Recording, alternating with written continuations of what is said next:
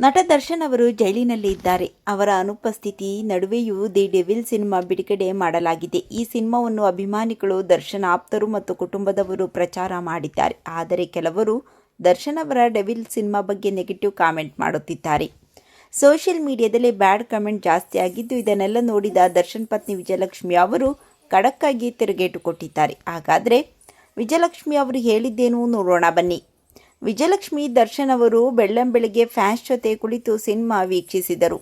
ಅಭಿಮಾನಿಗಳು ತೋರಿಸುತ್ತಿರುವ ಪ್ರೀತಿಯನ್ನು ಕಂಡು ಅವರಿಗೆ ಖುಷಿಯಾಗಿದೆ. ಸಿನಿಮಾ ನೋಡಿದ ಬಳಿಕ ಅವರು ತಮ್ಮ ಸೋಷಿಯಲ್ ಮೀಡಿಯಾ ಖಾತೆಯಲ್ಲಿ ಈ ರೀತಿ ಬರೆದುಕೊಂಡಿದ್ದಾರೆ.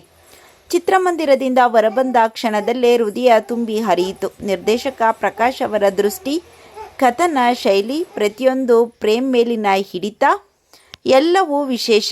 ಕ್ಯಾಮ್ರಾ ಕೆಲಸ ಮತ್ತು ತಾಂತ್ರಿಕ ತಂಡದ ಶ್ರಮದಿಂದ ಚಿತ್ರವು ದೃಶ್ಯಾತ್ಮಕವಾಗಿ ನಿಜವಾದ ಸಿನಿಮಾ ಹಬ್ಬದಂತೆ ಹೊಳೆಯುತ್ತದೆ. ರಚನಾ ರೈ ಪರದೆ ಮೇಲೆ ಮುದ್ದಾಗಿಯೂ ಹತ್ತಿರದ ಮನೆಯ ಹುಡುಗಿಯಂತೆಯೂ ಕಾಣಿಸುತ್ತಿದ್ದಾರೆ. ಅವರ ನೈಸರ್ಗಿಕವಾದ ಆಕರ್ಷಣೆ ಮನಸೋರೆಗೊಳಿಸುತ್ತದೆ. ಮತ್ತು ಈಗ ದರ್ಶನ್ ಬಗ್ಗೆ ಹೇಳುವುದಾದರೆ, ಅವರನ್ನು ನೋಡುವಾಗ ನನಗೆ ಏನನಿಸುತ್ತೋ ಪದಗಳಲ್ಲಿ ಹೇಳಲು ಸಾಧ್ಯವಾಗುವುದಿಲ್ಲ. ದರ್ಶನ್ ಅವರ ಪಾತ್ರ, ಚಿತ್ರಣ, ಅಭಿನಯ, ಹಾಸ್ಯ, ಟೈಮಿಂಗ್, ಪರದೆ ಮೇಲೆ ಅವರ ಅದ್ಭುತ ಹಾಜರಾತಿ ಎಲ್ಲವೂ ಜಾದುವಿನಂತೆ ಅನಿಸಿತ್ತು.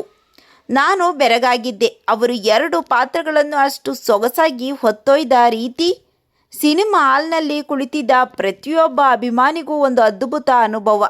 ಆದರೆ ಇಂದು ನನ್ನ ಮನಸ್ಸಿಗೆ ಹೆಚ್ಚು ತಾಕಿದ್ದು ನೀವು ಎಲ್ಲರೂ. ನಿಮ್ಮ ಕ್ರೇಜ್, ನಿಮ್ಮ ಕೂಗಾಟ, ನಿಮ್ಮ ಚಪ್ಪಾಳೆಗಳು, ದರ್ಶನ್ ಅವರ ಮೇಲೆ ನೀವು ತೋರಿಸಿದ ಪ್ರೀತಿ, ಅದನ್ನು ನೋಡಿದಾಗ ನಾನು ಭಾವನೆಗಳನ್ನು ಹಿಡಿದುಕೊಳ್ಳಬೇಕಾಯಿತು. ನಿಮ್ಮ ಈ ಪ್ರೀತಿಯ ಪ್ರತಿಯೊಂದು ಹನಿ ಅವರಿಗೆ ತಲುಪುವಂತೆ ಮಾಡುತ್ತೇನೆ. ಇದೇ ಹುಚ್ಚುತನವನ್ನು ಅವರು ಬೇಗನೆ ಸ್ವತಃ ನೋಡಿ ಅನುಭವಿಸಲಿ ಎಂಬುದು ನನ್ನ ಹಾರೈಕೆ. ಇಂದು ವಿಶೇಷವಾಗಿಸಲು ಸಹಕಾರ ಮಾಡಿದ ಎಲ್ಲ ಸೆಲೆಬ್ರಿಟೀಸ್ಗಳಿಗೆ, ಸಿನಿ ತಾರೆಯರಿಗೆ ಮತ್ತು ಎಲ್ಲರಿಗೂ ನನ್ನ ಹೃತ್ಪೂರ್ವಕ ಧನ್ಯವಾದಗಳು.